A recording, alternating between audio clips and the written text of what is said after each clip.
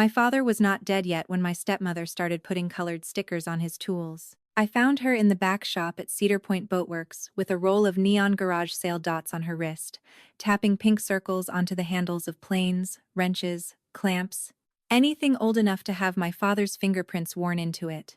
Upstairs, above the shop, a hospice nurse was changing the morphine line beside his bed. Down here, Deirdre had my father's socket set spread open like jewelry. "What are you doing?" I asked. She didn't jump. That bothered me more than if she had. She pressed a sticker onto the teak-handled chisel I had bought him for Father's Day when I was 16 and said, "Making this easier later." There are sentences that split a room in half. That one did it. On one side was the shop I had grown up in, smelling of varnish, diesel, wet rope, and the lemon soap Dad used on his hands before dinner. On the other side was Deirdre in her cream sweater, already living in the day after his funeral. I was 34 years old, with sealant under 2 fingernails, and my name still painted on the employee locker by the compressor, but in that moment she looked at me like I had wandered into a place where I needed permission to stand. "Later is not today," I said. She smiled without warmth. "Nora, your father asked me not to let this become emotional." That was the first lie of the morning, but not the last. My father, Frank Vance, had built Cedar Point out of a bait shed and 2 crooked slips on a brackish creek in southern Maryland.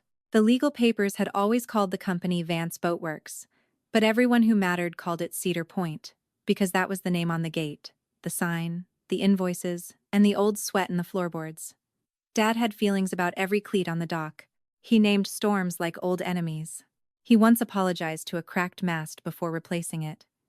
The idea that he wanted his last day on Earth to be tidy and unemotional was so insulting I almost laughed.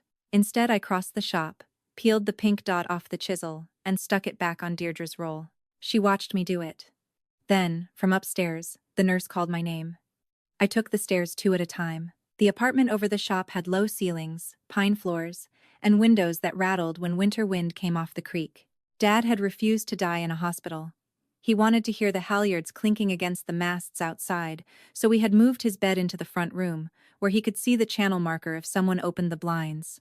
He had been a big man once, the kind who could lift a marine battery with one hand and carry a conversation with the other. That morning he looked folded. His beard had gone thin against his cheeks, but when I came in, his eyes found me with such force that my throat closed. Deirdre followed me up, softer on the stairs, already using her hospice voice. "Frank, honey, Nora's here, but only for a minute. You need calm." Her son Caleb stood by the window with his phone in both hands. He was 28, my stepbrother in every way Deirdre found useful. Frank had helped raise him after Caleb was a teenager, and Caleb used the word family whenever it opened a door. He had been calling the Boatyard the waterfront parcel for months, as if language could scrape off 40 years of work. He didn't look up when I entered. The nurse, Lydia, gave me a small nod, the kind people give when they know a room has too many owners. Dad moved his fingers against the blanket. I went to him. "I'm here," I said, bending close. His lips were dry. He worked at a breath, and for a second nothing came out but a rasp. Deirdre touched my elbow. "Don't make him push." Dad's as snapped toward her, sharp and furious in that wasted face. Then he dragged his hand from under the sheet and gripped my wrist. It was not a gentle squeeze. It was an order. "Nora stays," he whispered. Nobody moved. Outside, a gull shrieked over the slips, and from below came the hollow clang of a mast fitting in the wind. Deirdre's mouth tightened. "Of course," she said, but she did not step back. Dad's thumb pressed once into the inside of my wrist, right where I had burned myself on an exhaust manifold the summer I turned 19. It was an old signal between us from noisy workdays. "Pay attention." "Bell," he breathed. I bent lower. "What bell?" His eyes slid toward the window. Past Caleb, past the creek, down toward the yard. "Don't let them. Silence it." Caleb finally looked up. "Jesus, he's talking about the lunch bell?" He gave a short laugh and caught himself when Deirdre cut him a look. The bell hung beside the shop door, black iron, loud enough to call workers off the docks when lightning rolled in, or when Dad had burned burgers on the grill and declared them lunch. He rang it every Friday at noon, from April through October. Whether we had 3 employees or 12, it was not valuable. It was not even pretty. But Dad's eyes were wet when he said it again. "Bell, I'll take care of it." I told him. Deirdre's hand landed on my shoulder, light and possessive. Later. Right now we need to keep him comfortable. I looked at Lydia. She did not take sides, but she did something better. She adjusted Dad's pillow and said, "He seems most comfortable with his daughter close." Deirdre's hand left my shoulder. That should have bought us an hour. It didn't. My phone buzzed in my back pocket, 3 times fast. The code our dockhands used when something was wrong outside. I ignored the first 2. On the third, Caleb glanced down at his screen and said, too casually, "If it's about the men near the travel lift." I told them they could measure. My head turned before I could stop it. "Measure what?" He shrugged. "Frank said we needed options." Dad's fingers dug into my wrist again, hard enough to hurt. Deirdre said, "Caleb, not now." There it was, the shape of the thing. Not grief, not comfort, not making anything easier later. Men were outside measuring while my father was upstairs, trying to form words around a dying mouth. The boatyard had been my life since my mother died when I was 12. I knew which dockboard dipped in rain, which customers paid late but always paid, which engines needed coaxing and which ones needed to be threatened. I had missed weddings, vacations, and most of my 20s, because Dad and I kept that place alive through hurricanes, recessions, and one summer, when the creek filled with dead fish and tourists drove past with their windows up, Caleb saw land. Deirdre saw a settlement. I saw the only home I had left. I pulled my wrist gently free. "I'll be right back," I told Dad. His eyes tried to follow me, but exhaustion dragged them half shut. Deirdre stepped between me and the door. "Nora, don't start a scene out there." Her voice stayed low, because dining rooms punish volume. "There are professionals coming. Your father and I discussed this." "Then he can tell me when he has the breath," I said. "Move." Caleb made a sound under his breath. Lydia looked at the IV line like it had become the most interesting thing in the room. Deirdre moved, but only enough to make me brush past her. Outside, the morning had gone gray and damp, the kind of Chesapeake weather that puts a shine on every surface. 2 men in clean boots stood near the travel lift with a tablet and a laser measure, pointing at the gravel lot where we stored winter boats. One of our mechanics, Benny, stood 10 feet away holding a drip pan, his face red with the effort of not doing something stupid. He had worked for Dad for 17 years and still called me kid when he forgot I signed his checks. "They said Mrs. Vance cleared it," he said as soon as I hit the bottom stair. "I'm Mrs. Vance's daughter, not her receptionist," I said, walking straight to the men. "You need to leave." The older one gave me the professional half-smile people use when they have been told a woman in work boots is an obstacle, not an authority. "We're just doing preliminary site work on an active boatyard with customers' property on it." I pointed toward the open gate. "Out."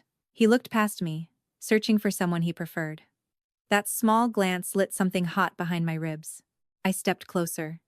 "If your laser hits one hull, one mast, one person on this yard, I call the sheriff and your insurance carrier in that order." The younger man lowered the tablet. The older one's smile thinned. They left slowly, because men like that never give you the satisfaction of speed. Benny watched their truck crunch down the drive. "Your dad know?" he asked. I looked up at the apartment windows. The blinds were open now, and I could see a pale shape in the bed, Deirdre standing beside it like a guard. "He knows enough," I said. Benny followed my gaze and wiped his hands on a rag. "We're not letting them turn this place into condos, Nora." It should have comforted me. Instead it scared me. Because people say we, until lawyers, mortgages, and sick kids make we expensive. The bell beside the shop door swung slightly in the wind. Black iron, rust freckles along the lip, rope darkened by years of palms. I had heard that bell in thunderstorms, heat waves, lunch breaks, and once at midnight when Dad caught me kissing a deckhand behind the fuel shed and decided public embarrassment was better than a lecture. I reached up and stilled it with my hand. The metal was cold. From upstairs came Deirdre's voice, muffled through the floor, then Caleb's, sharper. I could not make out the words, but I knew the rhythm. They were deciding something without me. When I went back up, Caleb was at the small dining table, with a stack of folders closed in front of him. Deirdre stood by Dad's bed, smoothing the blanket over and over though it was already flat. The air smelled like antiseptic and the weak coffee I had made at dawn. Dad's eyes were closed, but his breathing had changed. More space between each inhale. Lydia checked his pulse and looked at me for half a second too long. Deirdre saw it too. Her whole body seemed to gather itself. Nora, she said, before this becomes harder, your father wanted peace between us. That means no accusations, no disruptions, and no employees coming upstairs. This is still our home. Our home. Not yours. Not his and mine. Ours. She let the word sit there like a chair pulled in front of a door. I looked at my father, at the man who had taught me how to splice line before I learned long division. And I realized Deirdre was not waiting for him to die to take possession. She had already begun.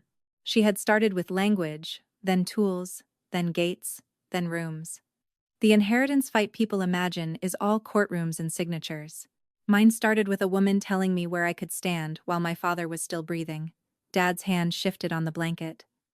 I went to him before anyone could stop me. His eyes opened, cloudy now but fixed on my face. Nora, he whispered. I leaned in so close my ear brushed his beard. His breath warmed my cheek in little broken pieces. At noon, he said. Ring it once. The bell? I asked. His eyelids fluttered. Once. Not twice. Deirdre made a frustrated sound behind me, almost too soft to hear. Dad's fingers found mine. They'll know. I straightened slowly. Caleb was watching me now, not bored anymore. Deirdre's face had gone still in a way that told me she understood part of what he meant, and hated that I had heard it.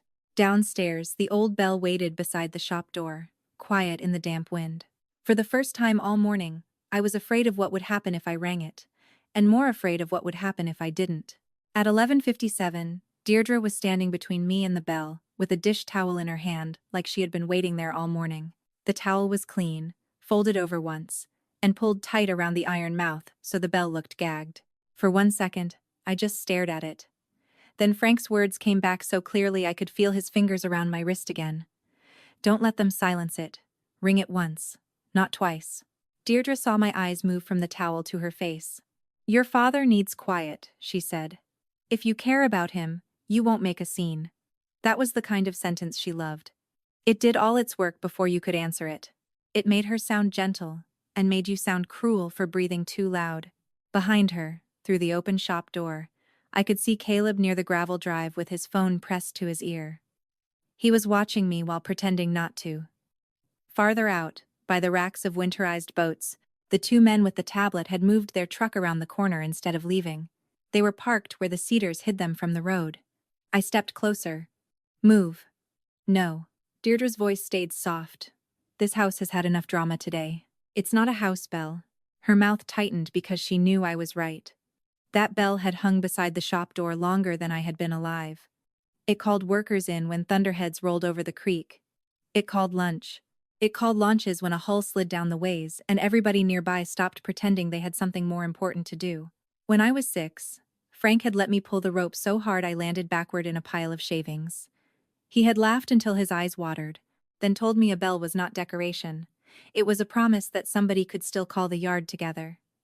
Deirdre put one hand on the bell bracket. Nora, if you touch this after I've asked you not to, I'll have to treat that as instability. I almost laughed, but there was nothing funny in her face. That was not a threat meant for me. It was meant for whoever she planned to describe me to later. Grieving daughter. Emotional. Unstable around equipment. I could hear the shape of it before she finished building it. So I did not grab her. I did not yank the towel from her hand. I reached past her, took Frank's chisel from my back pocket, and hooked the clean bevel under the knot she had made. The old cloth popped loose with one sharp tug. Deirdre gasped as if I had cut her. But I only let the towel fall at our feet. Nora, Caleb called from the drive. Don't be stupid. Then I saw it. The rope was gone. The frayed line that had hung from the clapper since my childhood had been cut high, close to the iron lip, leaving only a stub I could not reach. That was when my hands started shaking. Not from fear, from the ugly care of it. Somebody had not just covered the bell. Somebody had prepared for me to obey Frank and made sure I couldn't. Deirdre saw the shake and mistook it for defeat. Go upstairs, she said. Sit with him. That is what a daughter should be doing. I looked at the chisel in my hand. Its wooden handle was scarred and dark from Frank's palm. I lifted it before I gave myself time to think. Once, not twice. I struck the outside of the bell with the chisel handle. The sound cracked over the yard. It was not the big rolling clang I remembered from childhood. Without the rope and full swing, it came out harder, cleaner, almost like metal breaking open. It hit the shop wall, jumped across the gravel, and ran out over the creek. The gulls lifted from the pilings. Caleb lowered his phone. Deirdre flinched, then looked toward the upstairs windows like the sound itself had climbed through the screens and put a hand on Frank's chest. Nothing happened for 2 seconds. Then the old compressor in the paint shed cut off. A drill stopped in the back bay. Across the narrow water, at Purcell's crab house, a man stepped out from under the awning and shaded his eyes. The first person to cross into our yard was Mr. Albright, who rented the North Slip and had not moved fast since the Clinton administration. He came limping over the gravel with a sandwich still in his hand. Behind him came Tasha from the fuel dock, wiping her hands on a red rag. Then Ellis Gray walked out of the machine room, where I had not even known he was working that morning, his white beard tucked into his collar and his cap turned backward like he was about to crawl under an engine. Ellis looked at the bell, then at me. "Once," he said. My throat closed around the answer, so I nodded. He did not ask where Frank was. He did not ask what Deirdre wanted. He turned toward the water and put 2 fingers in his mouth. His whistle cut even sharper than the bell. Doors opened. Men and women I had seen only in pieces over the last few years began showing up whole. A fiberglass guy from Solomon's, 2 brothers who stored oyster cages by our south fence, Mrs. So, Henley from the sail loft with a tape measure around her neck, and June Purcell, who had been bringing Frank soup in jars since his first chemo round. They came from work bays, from docks, from trucks pulled onto the shoulder. Not a crowd exactly. A yard. Deirdre's face changed while they gathered. She still looked composed, but the softness left. "This is inappropriate," she said to me.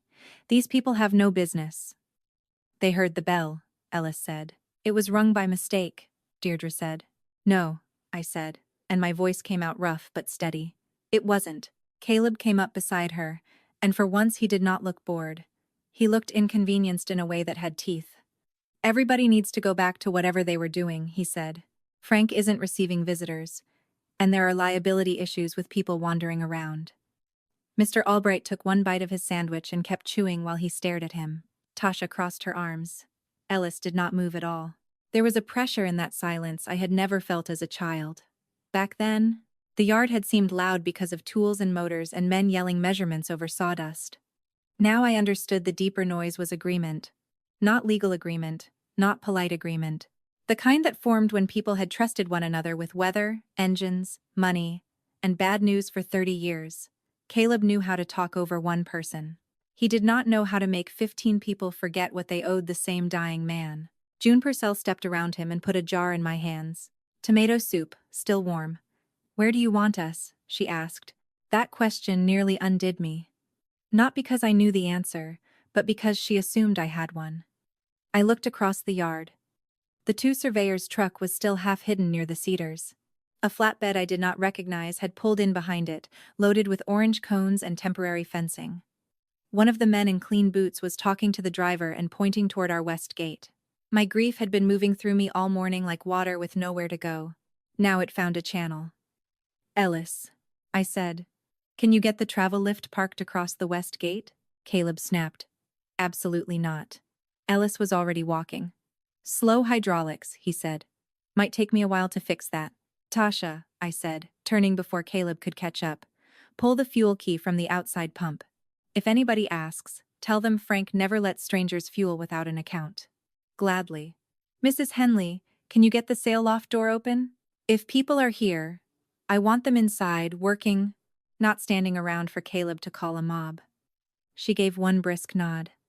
"I've got 3 cushions to finish and a zipper that's been insulting me since Tuesday." I kept going because if I stopped I would feel Deirdre staring. "Mr. Albright, please move your truck in front of the south racks, not blocking the road. Just inconvenient." He smiled around the last of his sandwich. "Inconvenient I can do." The yard shifted around me. Not wild, not dramatic, just alive. A forklift beeped in reverse. The sail loft windows opened with a scrape. Ellis climbed into the travel lift, and the machine coughed awake. Blue paint sun-faded and rust blooming at the seams. It rolled toward the west gate at the pace of an old elephant. The flatbed driver watched it come and slowly took off his sunglasses. Caleb stepped close enough that I could smell his expensive coffee. You think this helps you? You're proving my mother's point. What point is that? That you can't separate emotion from business. I looked past him at the lift settling across the gate. This is the business. His jaw flexed. Then he smiled without warmth. You don't know what Frank agreed to. That landed. I hated that it landed. Because he had not said papers. He had not said sale. He had said Frank. He had reached into the one place where I was still afraid. The possibility that my father, sick and tired and trying to spare me, had made decisions he could not bring himself to explain. Deirdre saw the hit. She moved in with perfect timing. Nora, your father wanted peace at the end. He wanted the burden off you. You keep romanticizing this place, but he knew what it cost him. Behind me, the yard worked. In front of me, my stepmother used my father's exhaustion like a tool. For years I had answered her by defending the yard, listing jobs, customers, repairs, memories. That morning, I finally understood she was not inviting a defense. She was trying to make me argue with a dying man who was not there to speak. So I said, "Then he can tell me." Deirdre blinked. "He is too weak." He was strong enough to tell me about the bell. Her eyes flicked to the upstairs window. Just once. It was quick, but I caught it, and so did Caleb. Something passed between them, a small current of alarm. Before either of them could answer, the flatbed driver walked up, holding a clipboard against his chest like a shield. "Ma'am," he said to Deirdre, not to me, "we're scheduled to set panels along the west side." "No, you're not," I said. He looked confused, then annoyed. "I was told the owner cleared it." "The owner is upstairs," Caleb cut in. "The family cleared it." Ellis had climbed down from the travel lift and was wiping grease from his knuckles. "Family's a big word," he said. The driver glanced from Ellis to the blocked gate to the open shop, where people had gone back to work with the pointed calm of a church committee hiding a riot. He was not interested in becoming part of a family argument. Men like that loved authorization until authorization started breathing on them. "I'm gonna make a call," he muttered, and backed away. Caleb followed him for 3 steps. "Don't leave." The driver kept walking. That was the first piece Caleb lost. Not the whole game. Not even close. But a piece slipped out of his hand because it depended on the yard being empty, quiet, and ashamed to resist. Frank had known that. The bell had not been a message for me alone. It had been a way to make the place answer, before Deirdre could reduce it to square footage. Then a sound came from upstairs. Not a scream. Worse, because it was smaller.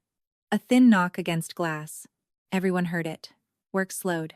Deirdre turned so fast, the hem of her linen shirt swung out. In the upstairs window, behind the screen, Frank's hand was raised against the pane. He was not standing. Someone must have propped him high in the bed. His fingers trembled there, pale and bent, but his eyes were open. He was looking down at the yard. I moved before Deirdre could stop me. Inside, the house smelled like lemon polish and medicine, and the flowers someone had sent that morning, already too sweet in the heat. The stairs felt longer than they ever had. Behind me. Deirdre said my name once. Sharply. Caleb's shoes hit the first step after hers. Frank's room was dim, curtains half pulled, the hospice machine breathing its soft rhythm beside him. Lydia stood near the bed with one hand on the rail and worry pressed between her brows. Frank's chest rose shallowly under the sheet. When he saw me, his eyes filled, but not with fear. "I rang it once," I said, going to him. His mouth moved. I leaned close. "Good girl," he breathed. Deirdre came in behind me. "Frank, honey, you need to rest." Nora got excited. "Everything is fine now." His eyes moved past me to her. Something in them hardened. It cost him effort. I could see the effort travel through his body like pain. He lifted his hand an inch from the sheet and pointed toward the window. Lydia said quietly, "He's been asking to be turned that way since morning." "I told you he gets agitated looking out," Deirdre said. Frank's fingers curled, then opened again. Window. I looked at Lydia. She did not ask Deirdre. She looked at me. That tiny choice changed the room. Together we shifted his pillows and turned him enough that he could see the yard. Deirdre made a sound under her breath, but she did not stop us with Lydia watching. Outside, the travel lift sat across the west gate, like a rusted blue wall. People moved through the open shop doors. Mrs. Henley shook a cushion cover out in the sun. Tasha stood by the fuel dock with the key ring hooked on her thumb. Frank watched it all. One tear slid sideways into his hair. Caleb hovered near the dresser. "Frank," he said too loudly, "we need to keep things calm. Mom and I have handled the difficult parts. You don't have to worry about Nora being upset." Frank turned his head a fraction. His voice was almost nothing, but the room went still to catch it. "Not upset." Caleb leaned in. "What?" Frank's eyes found mine again. "Ready." The word hit me harder than any accusation could have. Ready. Not protected. Not spared. Ready. He had been trying to tell me something different from what Deirdre kept saying. She said the yard was a burden. He was telling me it was a threshold. Deirdre stepped close to the bed and took his hand. "You're tired. Don't do this to yourself." Frank did not look at her. "Shop," he whispered. "No," she said instantly. Lydia looked up. "If he wants..." "He is not being carried down those stairs for some performance." Frank's fingers tightened weakly around the sheet. His face had gone gray with effort, but his eyes stayed on the window. "Shop." The word had not been a request for comfort. It was a place he needed to reach while he still could. I looked from him to the narrow stairs, to the oxygen tube, to Lydia measuring what was possible without saying it yet. Down in the yard, Ellis cut the engine on the travel lift, and the sudden quiet rose all the way to the bedroom. Frank heard it. So did Deirdre. I bent close to my father and put my hand over his. "Tell me if you mean the shop, Dad." He tapped my palm once. Not twice. Once. Frank had said shop, and the room changed as if somebody had opened a door in a storm. The machine by his bed kept its little patient rhythm. The towel Deirdre had used to muffle the bell lay on the dresser now, folded too neatly, like it had never done anything wrong. Outside, through the window, the yard was holding still, in a way I had never seen it hold still before. Men who could back a 40-foot hull through a crosswind without touching a piling were standing with their hands empty, waiting for a dying man to decide the next move. Deirdre stepped between the bed and the doorway. "Absolutely not," she said, and for once she did not make her voice soft. "He is not being hauled around like a prop for your little mutiny." Lydia turned from Frank's oxygen line with her jaw tight. She had stayed out of our family mess all morning, but now her eyes went to Frank's face, not Deirdre's. "Mr. Vance," she said, leaning close, "do you understand what your daughter is asking?" Frank's eyelids flickered. His fingers moved against the sheet, searching. I put my hand in his, and he gave me that same old grip, 2 fingers hard around my wrist. Not strong enough to hold a wrench anymore, but strong enough to answer. "Shop," he breathed. Lydia looked at me then. "If he wants it, we do it gently. No stairs in your arms. Chair, blanket, slow. If his breathing changes, we stop." Caleb made a sound like a laugh he had swallowed wrong. He was still near the hall with his phone in one hand and his folders tucked under his arm. "This is insane. Mom, call Dr. Patel." "Dr. Patel isn't here," Lydia said. "I am." That single sentence did something no raised voice had done. It made the room smaller around Caleb. He glanced toward Deirdre, waiting for her to take the power back, but Deirdre was staring at Frank. Not tenderly. More like he had broken character, in a scene she had arranged. We did not own a hospital chair, we owned workarounds. Benny brought up the rolling upholstery chair from the canvas room, the one with a cracked vinyl seat and big soft casters that could cross sawdust better than carpet. Tasha stripped the faded quilt from the guest bed and wrapped it around Frank's legs.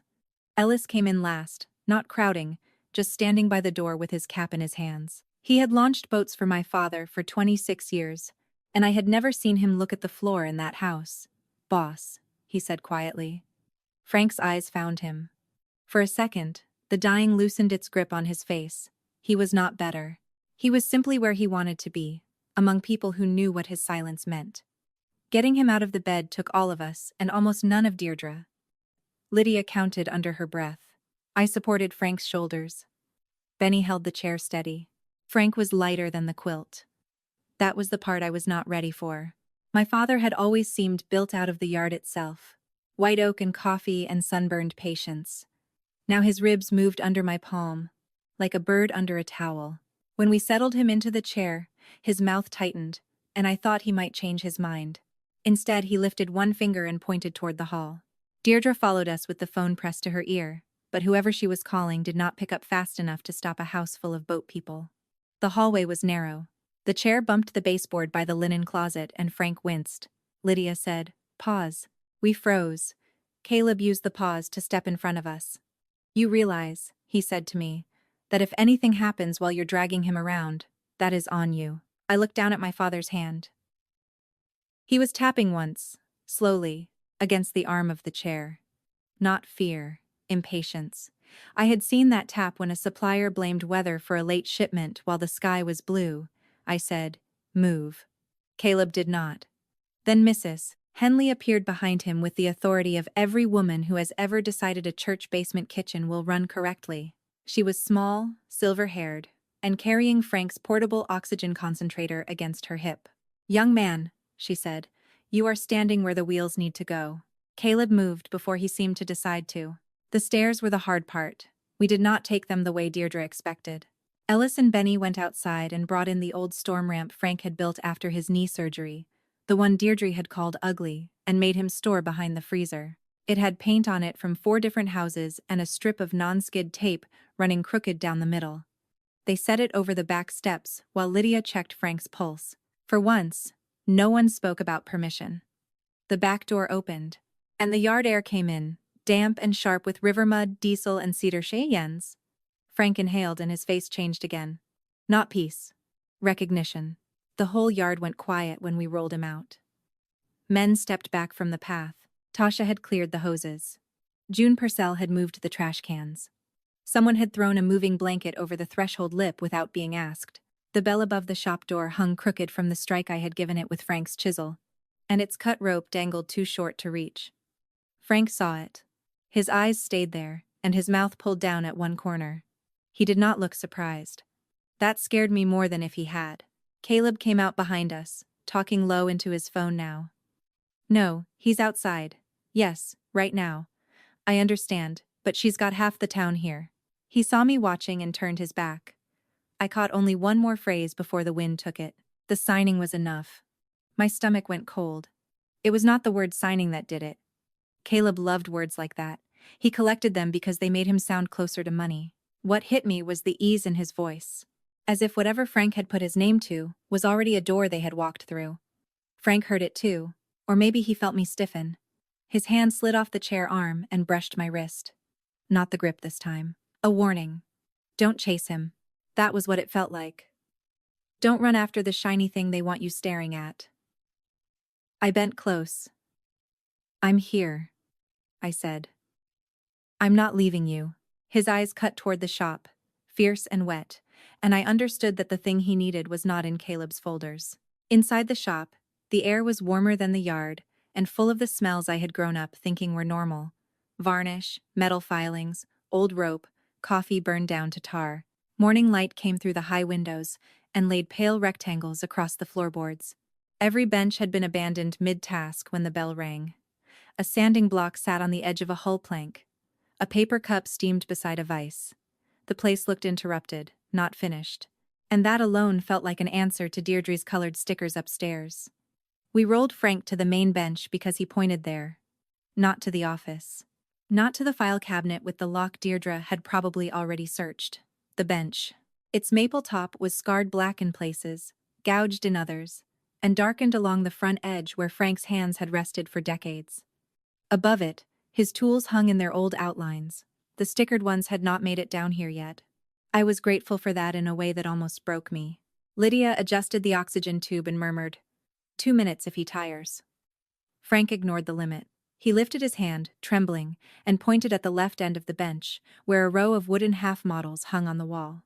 They were old shaping models. Hulls split down the center line, painted in clean stripes so a customer could see shear and curve before a boat ever touched water. The third one from the end was covered in dust. I knew it without looking at the little brass tag. It was the first runabout Frank had ever designed under his own name. He had told me 100 times that boat saved the yard when I was 5. "The model?" I asked. Frank's fingers twitched once. "Yes." I lifted it down carefully. The screws complained, and a fine line of dust fell onto the bench. Deirdre, who had stopped just inside the shop door, as if crossing farther would make her complicit, said, "Frank, this is enough. Whatever sentimental display you want, Nora can do it later." Frank's face hardened. It was a terrible thing, that hardness inside so little strength. He stared at the model until I set it in his lap. Then he pushed at it, not lovingly, but with irritation. I turned it over. Nothing. Smooth wood, old felt pads, 2 rusted screw heads. I looked back at him. He made a sound low in his throat. Not a word. Frustration. His right hand dragged across the quilt toward the bench. He was trying to reach the chisel I had carried down without realizing I still had it. I put it in his hand, but he could not close his fingers around it. So I held it with him, my hand over his. He guided the tip, not to the model, but to the bench itself, to a seam I had wiped clean 1,000 times and never noticed. A hairline split ran along the end block, hidden in the dark grain. Benny leaned closer. "Well, I'll be damned," he whispered. Frank's eyes flashed. Not at the language. At the interruption. Benny shut up. With my hand still over his, Frank pushed the chisel into the seam. The wood gave a soft click. A narrow strip at the bench end sprang loose. Not a drawer, exactly. More like a fitted plug. My breath stopped. I had worked beside that bench since I was tall enough to sweep under it, and my father had kept a secret compartment under my hand the whole time. Deirdre moved then. Fast. "Don't touch that." It came out too sharp to pretend. Everyone heard it. Even Frank. Especially Frank. His head turned toward her by inches, and the look he gave her was not anger. It was disappointment with all the varnish scraped off. She stopped 3 steps from the bench. Caleb appeared in the doorway behind her, phone lowered now, folders clamped tight to his chest. I pulled the loosened strip free. Inside was not a stack of money. Not a deed. Not the dramatic thing some part of me had expected. There was a small canvas pouch, stiff with age, and a flat piece of cedar wrapped in oilcloth. Frank touched the oilcloth with 2 fingers. That was the one. I opened it on the bench. The cedar inside was thin, maybe 14 inches long, tapered at both ends, sanded smooth except for a shallow notch cut near the middle. It looked like scrap from an old keel pattern, the kind of piece you save because the grain is too pretty to throw away. Burned into one side were initials I knew. F, V, and EMV. My mother's. Beneath them, in Frank's blocky hand, was one short line. First water, Nora's day. The letters blurred before I could stop them. I remembered the piece then, but not from the bench.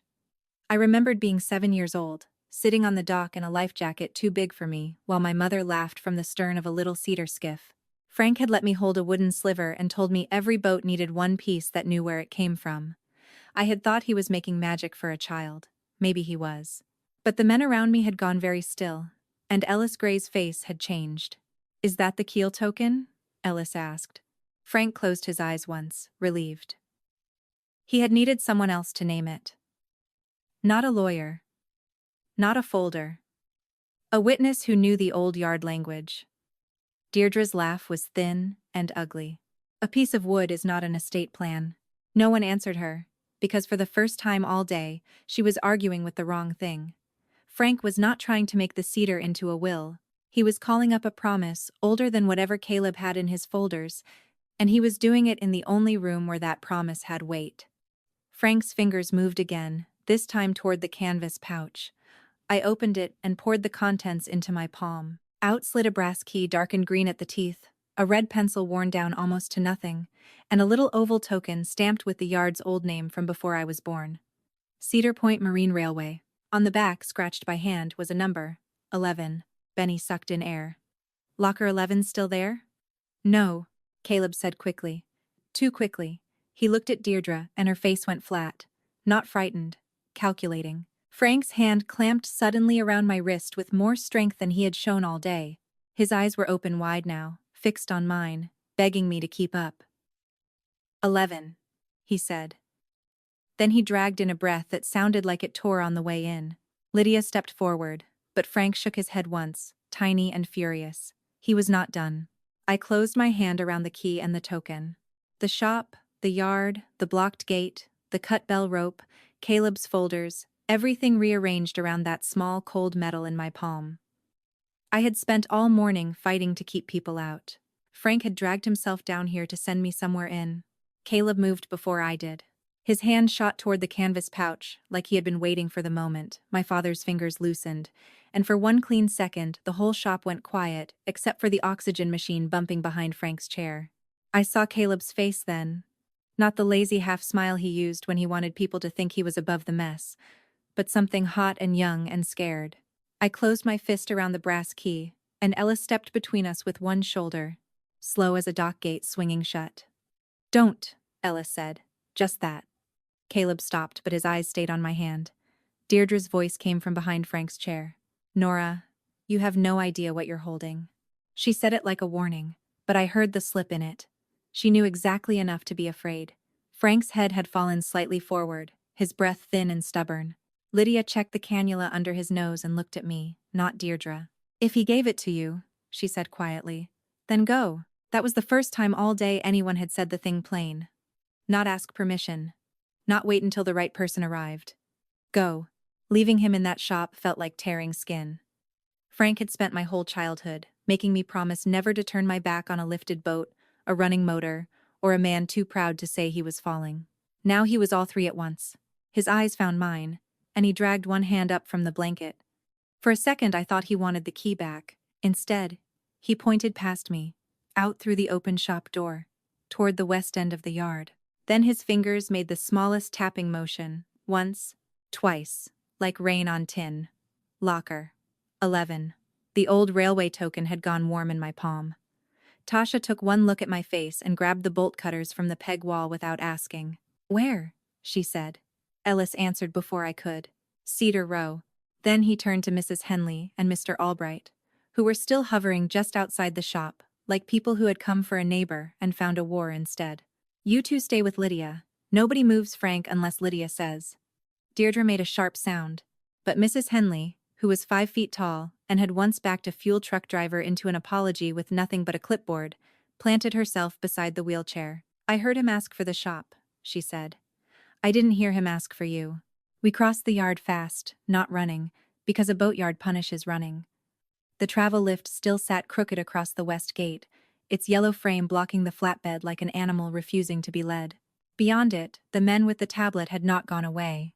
They had opened the straps on the stacked panels, and one of them was arguing into a phone with his free hand. The driver saw me looking and lifted both palms like he was innocent of gravity, contracts, and steel. At the far side, near the old paint shed, June Purcell stood with a coil of line over one shoulder. She called. They tried the side alley. Benny, the rigger, had already rolled 2 heavy blocking stands into that alley and was sitting on one of them, eating sunflower seeds like he had been born there. The Cedar Row was not really cedar anymore. It was a line of narrow lockers Frank had salvaged from the original marine railway before I was born, gray-green metal doors under a shallow roof, each with a stamped number and a vent, like a mouthful of slits. I used to think dead workers kept their ghosts in there, because Frank never let me play near them. He told me once, when I was 7, and nosy, that lockers remember hands. At the time, I thought he meant splinters and grease. Standing in front of number 11, with Caleb's footsteps somewhere behind us on the gravel, I understood he meant ownership of another kind. The kind, not printed on a sign. The brass key did not slide in easily. The lock had salt in it, or age, or Frank's sense of drama. Tasha sprayed it with a can she pulled from her back pocket, and Ellis put his hand over mine. Not to take over, just to steady the angle. "Easy," he said. "Old brass snaps if you get mad at it." "Behind us," Caleb shouted my name. I did not turn. I worked the key until something inside gave a tired click. The locker door opened with a groan so loud every gull on the roof lifted at once. At first I saw only canvas. Not a box of money. Not jewelry. Not anything that looked worth a dying man's last strength. A folded work coat hung from the hook, stiff with old salt. On the bottom shelf sat a pair of little red rubber boots, the kind a toddler wears in puddles, one boot leaning against the other like it was tired.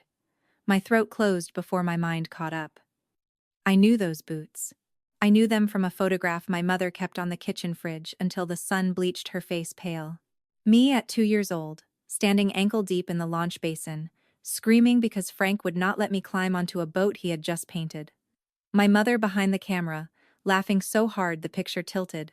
Ellis reached into the locker with 2 fingers and lifted the coat aside. Behind it was a flat metal case wrapped in oilcloth, not hidden deep. Waiting.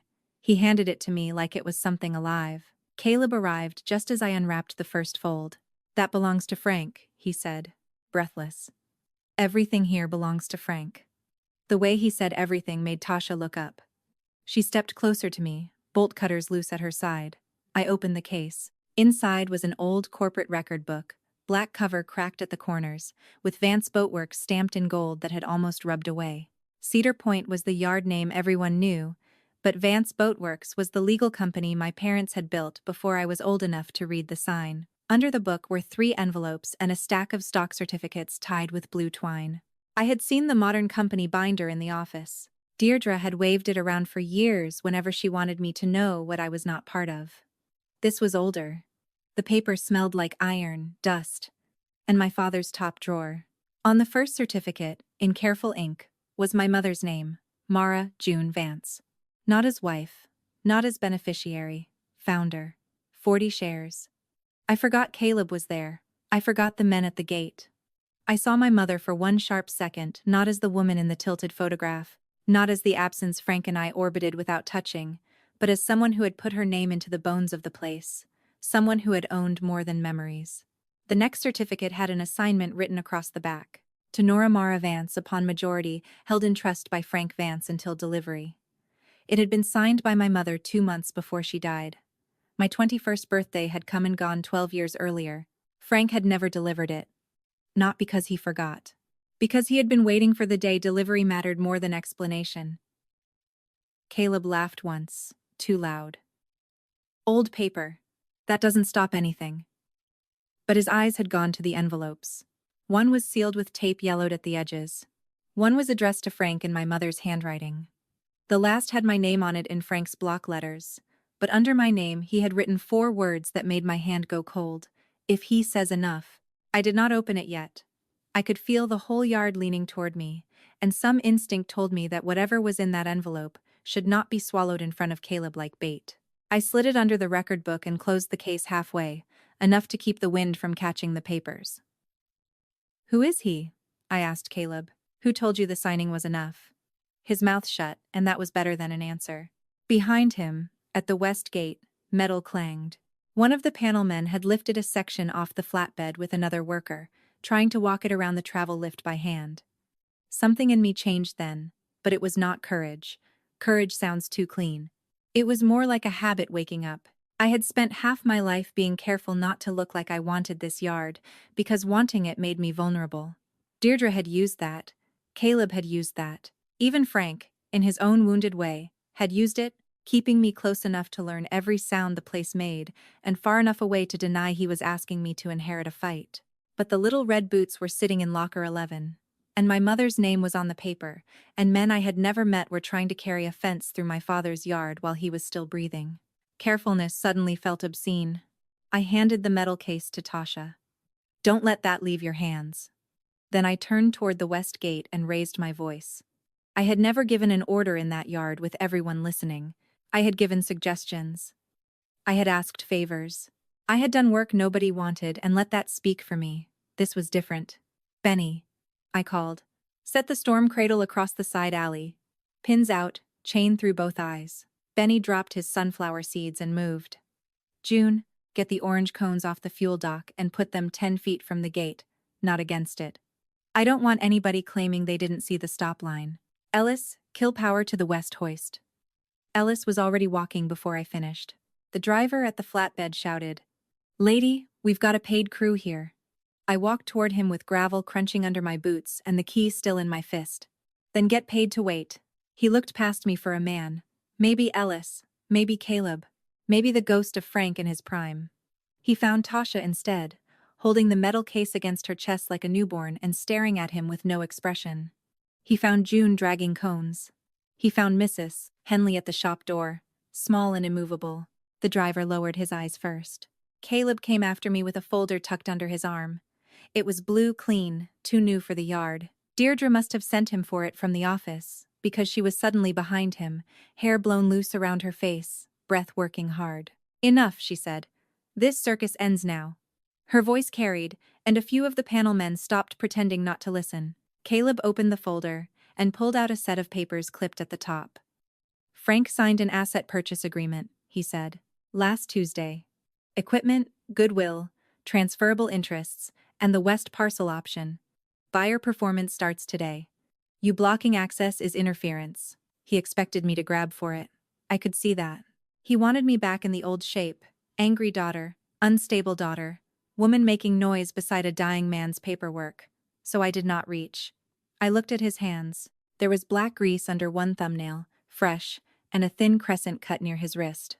The same kind of cut you get from a bell rope when you pull a knife toward yourself in a hurry. He saw me see it and tucked the folder closer to his body.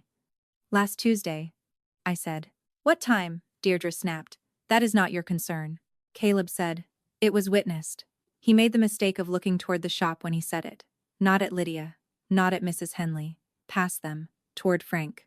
As if a man in a wheelchair could still be made to carry a lie if everyone else stood far enough away. From inside the shop came the bell. Not the big yard bell over the beam. The small brass handbell Lydia used when Frank needed her and couldn't speak. One clear ring. Then another. Everyone turned. Lydia stood in the doorway with the handbell at her side, her face pale. Frank was behind her in the wheelchair, blanket slipping from one shoulder, his right hand lifted and shaking. He was not pointing at Caleb. He was pointing at the sealed envelope in Tasha's arms. Tasha looked at me. The folder in Caleb's hand fluttered in the wind. Deirdre said my name, like she could still pull me back with it. But the yard had gone so quiet I could hear the loose corner of the old locker door tapping softly against its frame behind us. I walked to Tasha, took the metal case, and slid Frank's envelope free. The tape cracked under my thumb, dry as a shell. I opened it with everyone watching, and before I unfolded the first page, I saw there was one more thing inside. A narrow strip of cedar, shaved smooth, with a fresh line burned across it and 3 words in my father's hand. Ask the buyer. The cedar strip was so thin it flexed between my fingers, and for one stupid second I hated my father for writing something that sounded like a riddle when he had maybe minutes of strength left. Ask the buyer. Caleb was standing 10 feet away with that purchase agreement tucked under his arm like a weapon. Deirdre had one hand on the back of Frank's wheelchair, not steadying him so much as claiming the space around him. Outside, at the west gate, metal clanged against metal. Whoever Caleb had called was not waiting for grief, paperwork, or permission. I tipped the envelope again. A folded sheet slid out, but it was not a legal page. It was Frank's handwriting on the back of an old yard invoice, the kind he used when he did not want anything looking official. Nora, if you are reading this with my mouth shut, do not argue signatures first. That is the hole they dug for you. Ask the buyer what she thinks she is buying. Ask before they cross the west gate. Then put the cradle in the water. I read it twice, fast, because my brain caught on the last line and would not let go. The cradle. The marine railway carriage. The old steel bed that hauled boats from the water up into the shop. We had not used it in years, not for a paying haul, not since the motor burned out, and Frank refused every offer to scrap it. Caleb saw my face change. What is it? He said. He reached for the paper like he still believed every object in that building would come to him if he moved quickly enough. I stepped back and folded the invoice into my palm. Nothing you need, I said. Nora, Deirdre snapped, and for the first time there was fear under her anger. Not panic. Recognition. She looked toward the open shop doors, where the gray afternoon light was flashing with movement beyond the yard. The morning had slipped into afternoon while we were fighting for every inch of ground, and the tide had turned without asking permission. Your father needs quiet, she said. Frank made a rough sound that might have been a laugh if he had still owned enough breath for one. Lydia bent close to him, listened, and then looked at me. He said, Go. Leaving him was the hardest move I made all day. People talk like courage is standing beside a hospital bed and saying the true thing. Sometimes it is walking away from the bed because the person in it has spent his last clear breath telling you where to stand. I put the stockbook and certificates back into the black canvas pouch, shoved it under Benny's jacket, and said, Do not let this leave your body. Benny's eyes widened, but he tucked the pouch flat against his ribs. Tasha already had her phone in her hand, not recording. Just calling men and women who knew how to move heavy things without a meeting. June Purcell stepped in front of Deirdre when Deirdre tried to follow me. Let the girl breathe, June said, soft enough to be polite and hard enough to be final. The west gate had always been the ugly gate, the service mouth of the yard, where delivery trucks backed in over cracked asphalt and gulls picked at bait wrappers. Now it looked like the front line of a place I had not understood I owned until an hour earlier. A flatbed truck sat half in the street, with temporary fence panels stacked on it. Two men in orange vests were unloading bases. Behind them idled a white SUV so clean, it looked insulting against our oil-dark gravel. Ellis Gray stood in the open gateway with one shoulder against the post, hands in his coat pockets, not blocking anyone with force, only with the settled weight of a man who had launched boats through that opening before Caleb was old enough to hold a dock line. A woman stepped out of the SUV while I was still crossing the yard. She was not what I expected. I had pictured some red-faced developer with a cigar voice and a golf jacket. This woman was compact, neat, maybe 40, with rain beads on the shoulders of a navy wool coat and a yellow legal pad pressed to her chest. She looked at the shop, the rails, the workers, the harbor beyond the buildings, and she frowned like the picture Caleb had sold her had begun to move. Caleb hurried past me. "Simone, we had a family medical interruption," he said. "We're still good. Frank is emotional, but we have authority." The woman did not look at him. She looked at me, then at Ellis, then at the steel rails disappearing under weeds toward the slip. "You're the buyer?" I asked, her chin lifted. "Simone Archer. North Star Shore." Her voice had money in it, but not laziness. "And you are?" "Nora Vance." That landed. Not like a name she had expected, more like a name Caleb had stepped around. Caleb gave a short laugh. "My stepsister is upset. She does not have authority to interfere with access." He turned toward the workers. "Keep unloading." Ellis did not move.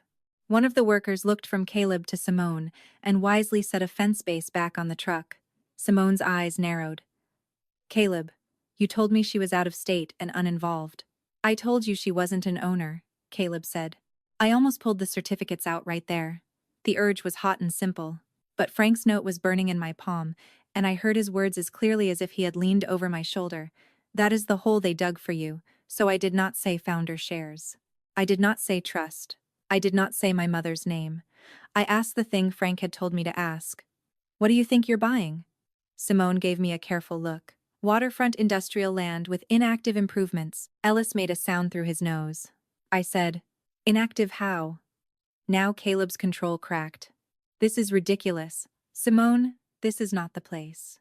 Simone held up one hand without looking at him. That one small gesture changed the air at the gate. Caleb had been performing for Deirdre, for me, for the crew, maybe even for himself. But he was not in charge of the person with the money, and we all saw it at once. Simone took 2 steps toward the rails. The representation was that marine operations had ceased, that the railway was abandoned, that any remaining equipment would be removed before possession. "Before possession," I repeated. She looked back at the truck. "Those panels are for containment after removal begins." I was told the cradle was scrap and the rails were already disconnected. The yard went quiet in a way I had only heard before a launch, when everybody stopped joking because wood, water, and gravity were about to have their say. I turned toward Caleb. He had gone pale in uneven patches, like he was furious at his own blood for telling on him. "You were going to cut the railway today," I said. "It hasn't run in years," he shot back. "It's junk." From behind me, Tasha said, "Junk doesn't scare buyers." That was the first time Simone really looked at the people gathering in the yard. Benny with one arm held tight over the pouch under his jacket. June at the shop door. "Mr. Albright coming down the alley in his church shoes, breathing hard. Mrs. Henley from the fuel dock with her apron still on. Not a mob. Worse for Caleb. Witnesses who knew the difference between an empty lot and a working place." Simone's face did not soften, but it sharpened toward the truth. "Can the railway operate?" she asked me. I could have said yes, because I needed it to be yes. Instead, I looked at Ellis. He looked down at the rails, then toward the slip where the tide was climbing around the green-black pilings. "Motor's dead," he said. "Cable's ugly, cradle's stiff, but gravity still remembers downhill." Caleb laughed, too loud. "This is insane. You can't just shove something into the harbor and pretend it changes a contract." "No," Ellis said. "You have to launch a boat." For one clean second, nobody spoke. Then from inside the shop came the bell. Not the little service bell from the counter. Frank's handbell. Lydia had put it back near him after he used it, and now it rang again, thin and violent, one strike after another. I ran before I decided to run. Frank was hunched forward in the wheelchair, his whole body fighting the small distance between his hand and the bell. Lydia had one palm against his shoulder. Deirdre was beside him, crying now, but not in a way that made me trust her. "Make him stop," she said. "He's killing himself." Lydia did not look away from Frank. "He is already dying," she said. "There's a difference." I knelt in front of my father. His lips were gray, his eyes were not. They fixed on me with the old yard impatience, the same look he used when I was 12 and tied a cleat hitch wrong 3 times in a row. He dragged in breath. "Mara's skiff," he said. "My mother's skiff, not the little red boots. Not the framed photograph in the office. The actual cedar skiff she had built with Frank before I was born. The one stored upside down in Bay 3 under canvas and dust because Frank could never sell it and could never look at it too long." My throat closed. "Dad, that boat hasn't touched water in 20 years. He blinked once. In Frank's language, that meant he had heard the objection and found it boring. Lydia leaned close again. "He says it floats." Deirdre turned on me. "You are not dragging some rotten boat out as a stunt while your father dies in a chair." I stood up slowly. "There are sentences people say that show you the room they have been living in." Deirdre had just told me exactly what she thought the yard was. Scenery around Frank's death. A stage on which she could manage who looked cruel and who looked devoted. But Frank had never treated the yard like scenery. Neither had my mother, neither had the people outside waiting at the gate. "If he wants the skiff launched," I said, "we launch it." Caleb came into the shop behind me, breathless and angry. "You touch anything in here and I'll call the police." Mr. Albright's voice floated in from the doorway. "Good, I'll wait with you. I'd like to hear you explain why you brought a fencing crew to a hospice visit." Caleb's mouth shut. It did not stay shut long, but it shut long enough. Bay 3 had not been opened all winter. The sliding door screamed on its track, and dust fell in a gray sheet from the header. The shape under the canvas looked smaller than I remembered. As a child, I thought that skiff was a ship. I thought the flare of its bow could cross oceans. Now, when Ellis and I pulled the canvas back, I saw dry cedar, faded varnish, a cracked seat, 2 oarlocks wrapped in a rag. Ordinary, breakable. Still here. Tasha came in with a flashlight and ran it along the seams. "She's dry," she said. "But not gone." Ellis pressed his palm against the hull the way a doctor presses for pain. "We soak her as we go," he said. "Slow down the leaks. Get her wet before she knows she's supposed to sink." He glanced at me. "You sure?" I looked past him to Frank, visible through the open bay doors. Lydia had rolled him so he could see the rail line. His head was tilted, but his eyes were open. Outside, Simone Archer stood near the gate with her yellow pad lowered at her side, watching not like a buyer now, but like someone realizing she had walked into the middle of a family story that had teeth. Caleb was on his phone, turned away, speaking fast. Deirdre was beside Frank, one hand hovering over his shoulder and not quite touching him. "No," I said to Ellis. "But I know the tide's coming in." That was enough.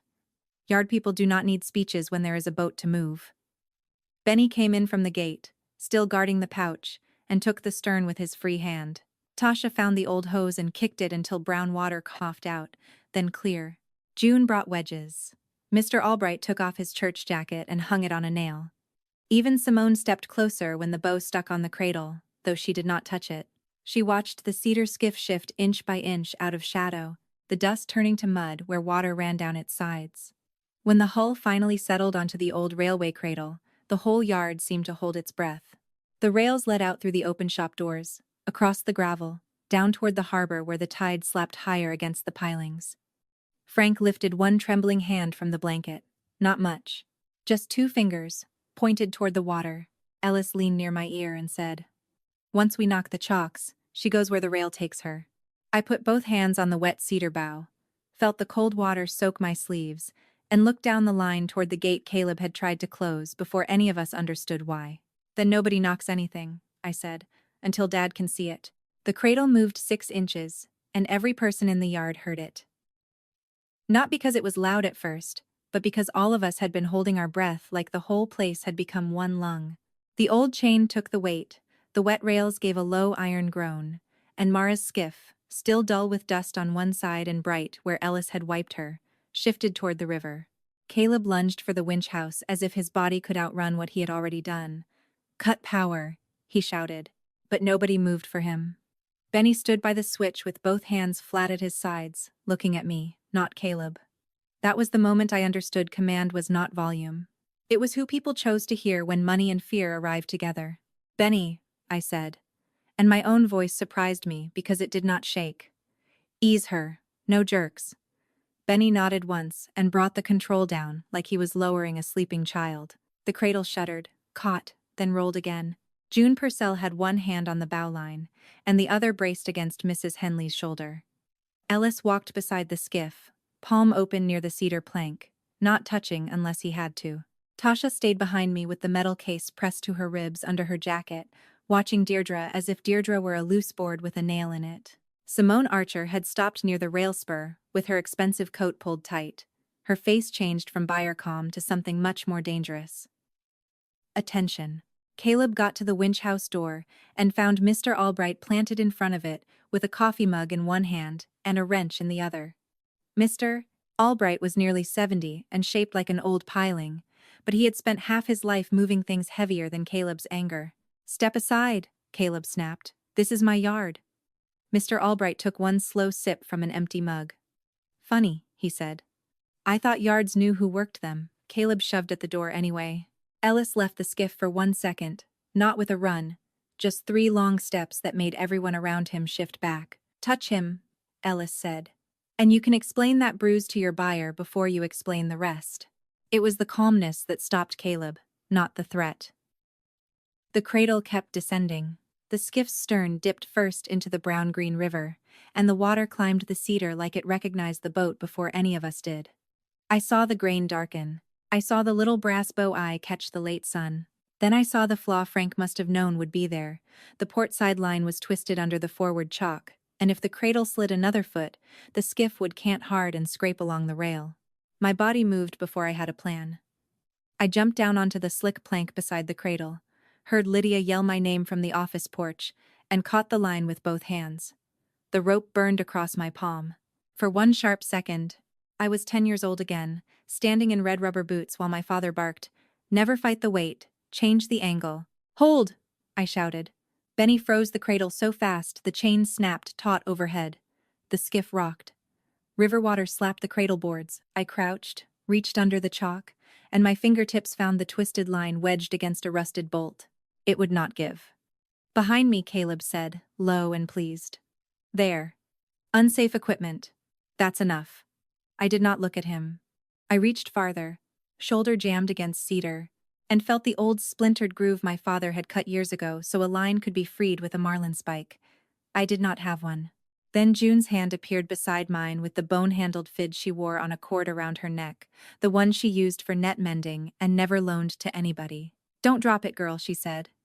I slid the fid into the groove and lifted. The rope jumped loose so suddenly I nearly fell forward into the river. Ellis caught the back of my shirt and hauled me upright with one hand. I smelled tar, mud, riverweed, old cedar opening its pores. Benny looked down from the controls.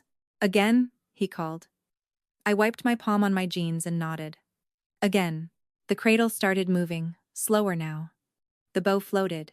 The stern lifted. For a moment the skiff did not belong to the rails or the river, balanced between what Frank had kept hidden and what Caleb had tried to sell as dead. Then the water took her clean. Nobody cheered. That would have made it smaller. The skiff settled beside the dock, light and steady, the painter line stretching from June's hand to the bow. Simone walked down to the edge and stared at the boat, as if the skiff had spoken to her in a language she had paid a lot of money to avoid learning. Caleb came after her with his blue folder open, pages flapping in the wind. "A sentimental stunt," he said. "A single launch doesn't change the asset description." Simone did not look at the folder. "You told us the railway was non-functional." "It was," Caleb said too quickly. "They forced it." "No," she said.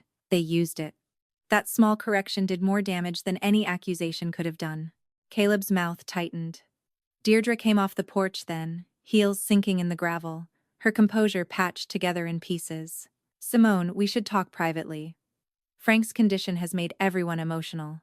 Nora has no authority to interfere with a signed transaction." Tasha shifted behind me, ready to bring out the case, but I put a hand back without turning. "Not yet."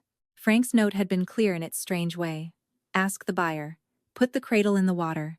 He had not said bury them in paper while Caleb picked the fight he wanted. So I asked Simone, "What did you come here to buy?" She finally looked at me. Her eyes were pale gray, and I could see her calculating how much honesty would cost her. "A waterfront parcel with obsolete structures to be cleared," she said. "A brand name we could retire or use, depending on permitting. No active marine service. No operating railway. No encumbrance from family ownership beyond Caleb's signature package." She said it cleanly, professionally, each phrase like a nail tapped into Caleb's shoes. The yard stayed quiet enough for gulls to sound close. I said, "And now?" Simone looked back at Mara's skiff, rocking in the water with June's hand still on the line. "Now I'm looking at an operating boatyard," she said, "and at a seller who either didn't know what he controlled or knew exactly what he didn't." Caleb closed the folder so hard the metal clip snapped. "Careful," he said. "You're standing on property under contract." Simone turned to him then. "No. I'm standing in a liability I was invited into." Her voice had lost all polish. It had become plain, which was worse for him. "My company does not take possession of active equipment represented as abandoned while a dying founder is inside the office and half the town can name the boat in the water." Deirdre's face twitched at the word founder, and I felt Tasha's breath catch behind me. There it was. Not the certificate, not the assignment, not the thing we still had to fight through, but the old word placed back where Caleb had tried to scrape it off. Lydia came down from the porch before Caleb could answer. Her scrub top was damp at the collar, and she had Frank's brass handbell tucked under her arm. I knew from her face that she would not have left him for anything small. "Nora," she said, and every other sound thinned. "He wants the boat turned." "Toward the office?" I asked. Lydia nodded. "Toward the south window." The south window looked over the marine railway. "Frank had put his desk there after my mother died because," he said, "somebody had to keep an eye on what still knew how to move." I looked at the skiff. At the low current pulling at her bow. At the dock lines, not yet set. It was a simple request. And a cruel one. The boat was in the river, but Frank could not come to it. Ellis did not ask whether we should. He stepped into the skiff, tested her with his weight, then held out a hand to me. Caleb said, "Absolutely not. Nobody is taking that boat anywhere." June laughed once, not kindly. "It's tied to my hand, sweetheart." I climbed down into the skiff, knees loose, palms stinging, and for the first time all day the yard seemed to tilt away from Caleb and toward the window where my father was waiting. Ellis took the stern line. I took the short oar from under the thwart. The cedar seat was cold through my jeans. There was a small half-moon gouge near my knee, and I remembered making it with a dropped screwdriver the summer Frank let me help install cleats. He had yelled then, too, but later I saw him rub oil into the gouge so it would not split. We pushed off only 20 feet, no more. Just enough for the skiff to clear the cradle and swing her bow toward the office. The river caught us sideways. Ellis corrected with one stroke. I used the oar like a rudder, clumsy at first, then steadier when the old rhythm returned through my arms. On shore, everyone moved without speaking. Benny kept the cradle still. June paid out line. Mrs. Henley held the dock post. Tasha stood at the head of the ramp like a guard. Simone remained beside the rail, watching not as a buyer now, but as a witness to a thing she had not meant to enter and could not unsee. At the south window, Lydia had raised the sash. Frank sat just inside in his chair, blanket over his legs, shoulders folded into himself, but his eyes were open. Deirdre stood behind him with one hand hovering near the chair, unable to touch him without making it obvious she was restraining him. Frank's right hand lifted from the blanket. Not far. Just enough. I heard the bell once, muffled by Lydia's arm, a small bright sound over the water.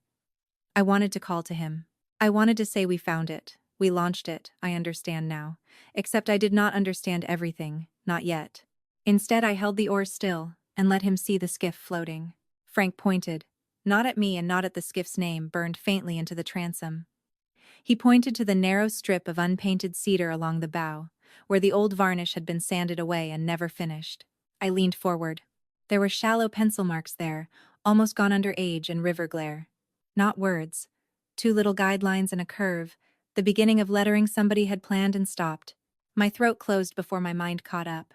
My mother had not finished naming her own boat. Frank had kept it that way all these years. Not because he forgot, but because the last mark still belonged to somebody else. Deirdre saw where he was pointing and moved fast. She reached for the sash. Lydia blocked it with her hip. "Don't," Lydia said. Deirdre's mask broke. "This is grotesque," she hissed. "He needs quiet." Frank rang the bell again, harder than I thought he could. The sound cracked across the yard. Caleb strode toward the office, but Simone stepped into his path. She did not touch him. She did not need to. "If you go in there right now," she said, "I suspend every discussion until my counsel reviews every representation you made." Caleb stopped so abruptly gravel slid under his shoes. I looked back at Frank. His hand trembled in the air, then shaped one slow motion. Not writing. Painting. The old two-finger stroke he used when teaching me how to pull a clean line along a hull. My burned palm tightened around the oar. I understood the next thing he wanted, and it was not in the case, not in Caleb's folder, not in any court language. It was smaller and heavier.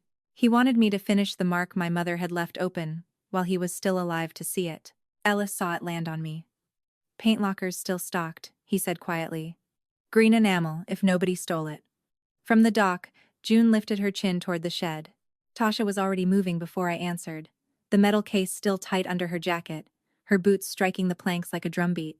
Caleb shouted her name, then mine, then something about theft and contamination and unauthorized use, but the words scattered across the water without finding a place to stick. The skiff rocked once under me.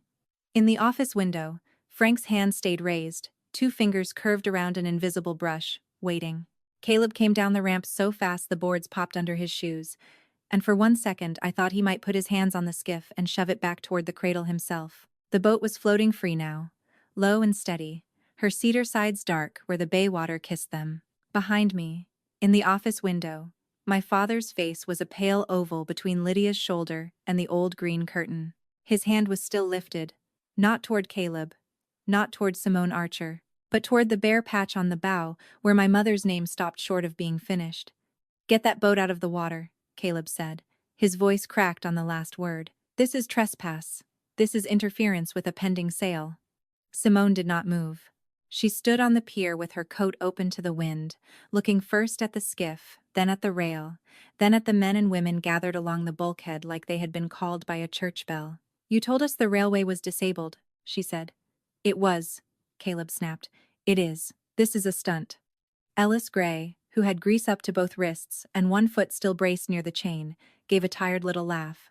"Lady, I have seen disabled. That ain't disabled." Caleb turned on him. But Simone raised one hand. And somehow that small motion cut through the yard louder than shouting. "Mr. Price," she said, using Caleb's legal last name instead of Vance. "What exactly did you think you were selling me?" I heard Frank's note in my head so clearly that for a heartbeat the paper might have been in my hand again. "Do not argue signatures first. Ask what she thinks she is buying. Then put the cradle in the water." I had thought the question was for me to ask. I had not understood that my father had set the whole yard up so the buyer would ask it herself, in front of everyone, while the boat rocked in plain sight. Caleb's mouth tightened. "I am selling you the waterfront parcel and all improvements." "All improvements?" Simone said. "The sheds, the ways, the office, the remainder of equipment." He gave the skiff a look like it was trash that had learned to speak. "Loose property included at closing." Benny, standing beside the capstan with the black canvas pouch under his arm, lifted his head. June Purcell's hand went to his elbow. Not to stop him, just to remind him to wait. That was when I knew Caleb had said the wrong thing. Not a dramatic wrong thing. Not a confession. Just the kind of sentence a man says when he has been counting objects too long and forgets people can hear ownership in his tone. Simone looked back at me. "Miss Vance, do you claim authority over the operating company?" Caleb barked. "She claims a lot of things." I wiped my wet palms on my jeans and looked up at the office window. My father's hand had dropped against the glass.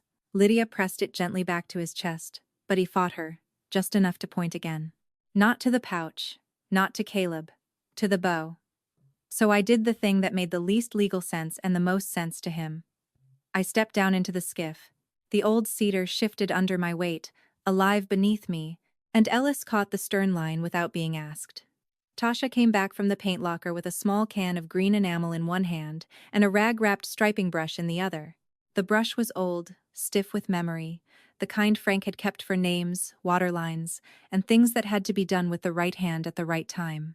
The paint can had rust around one side of the lid, and I had to work it open with the edge of a screwdriver from Ellis's pocket. Inside was a skin of dried green over color that still moved underneath. June handed me a coffee stirrer from somewhere, because June always had the thing no one had thought to bring, and I broke the skin and stirred until the paint loosened. No one spoke for a few seconds. Even Caleb stopped, maybe because the quiet scared him more than the noise had.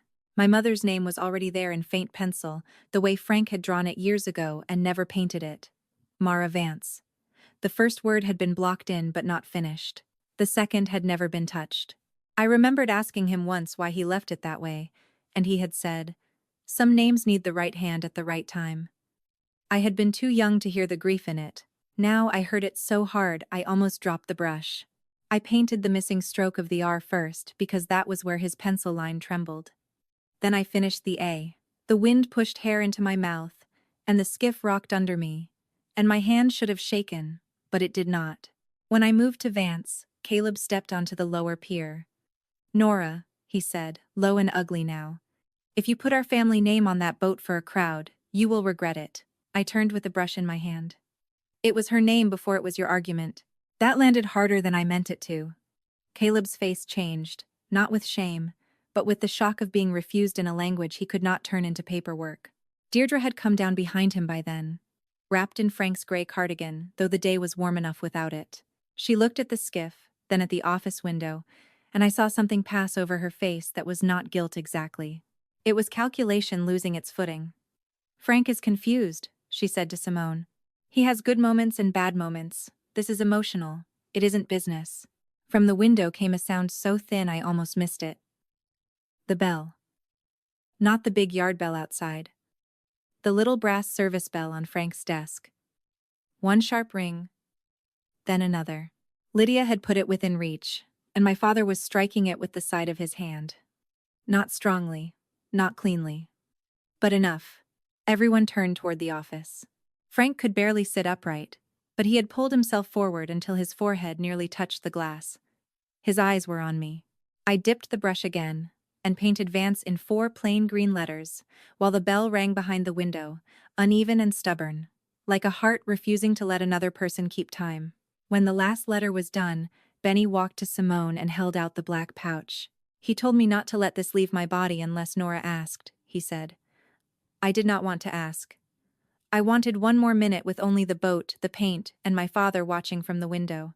But Caleb had built his trap out of timing, and timing was the one thing we did not have. I nodded. Benny opened the pouch on the bait freezer because it was the flattest surface close by. He did not spread the contents like a show. He laid out 1 stockbook, 1 bundle of certificates, and 1 folded page with Frank's blocky handwriting across the top. Simone stepped closer. So did Caleb. Deirdre stayed where she was. Caleb reached for the book. June's hand came down on top of it before his fingers landed. She did not hit him. She simply covered the book with her palm, and every person on that pier understood she would rather lose the hand than let him take it. Simone read only long enough for her face to close. Then she looked at Caleb. "You represented yourself as controlling member." "I handle operations," he said. "No," she said.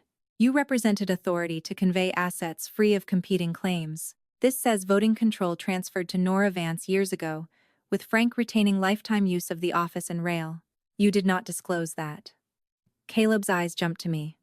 For the first time all day, he did not look angry. He looked young. Not innocent. Just young, like a boy caught breaking something too large to hide. Frank said he would fix that. From the office window, the bell rang once. Simone folded her folder shut. The snap of it was small, but it ended the sale more cleanly than any speech could have.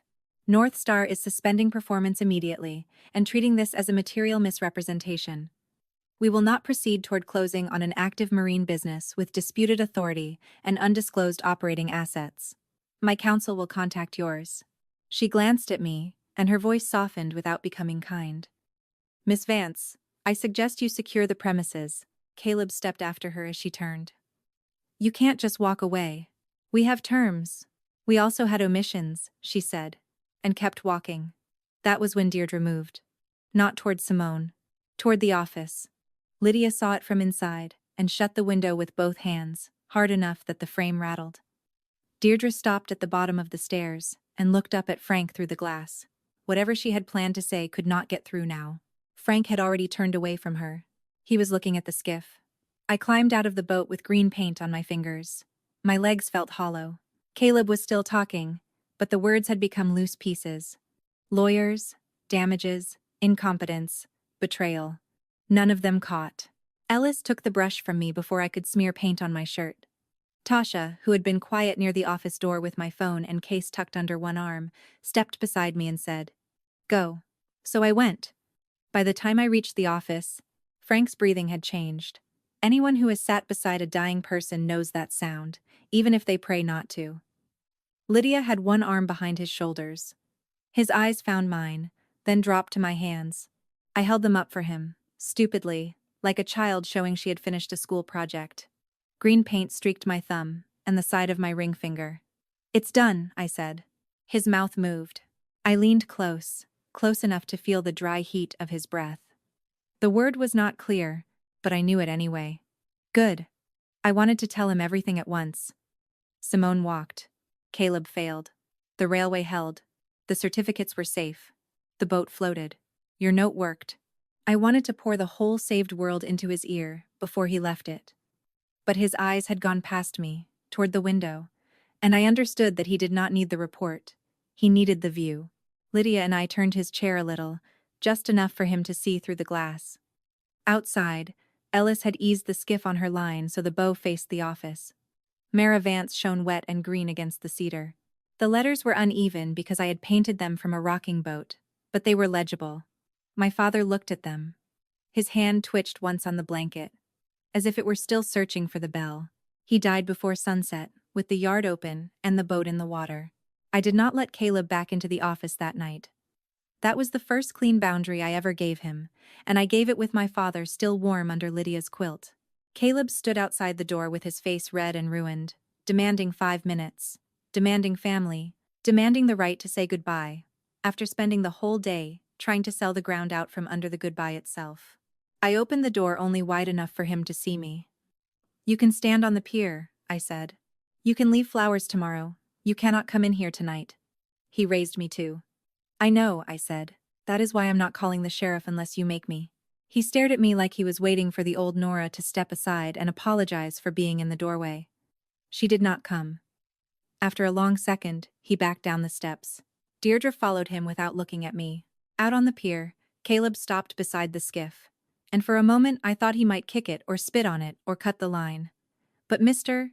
Albright shifted from the bait tank, Ellis came out of the shadow by the rail, and June stayed where she was, with her arms folded. Caleb looked from one face to another, and understood that the yard had changed owners before any court stamped a page. The next morning, I unlocked the office myself. There were calls to make, papers to protect, and a funeral to plan, but I did only one thing first. I walked down to the water with the key still in my hand, and checked the bow before the sun cleared the roof of Bay 3. In the wet green tail of the final E, one loose hair from my brush had dried into my mother's name.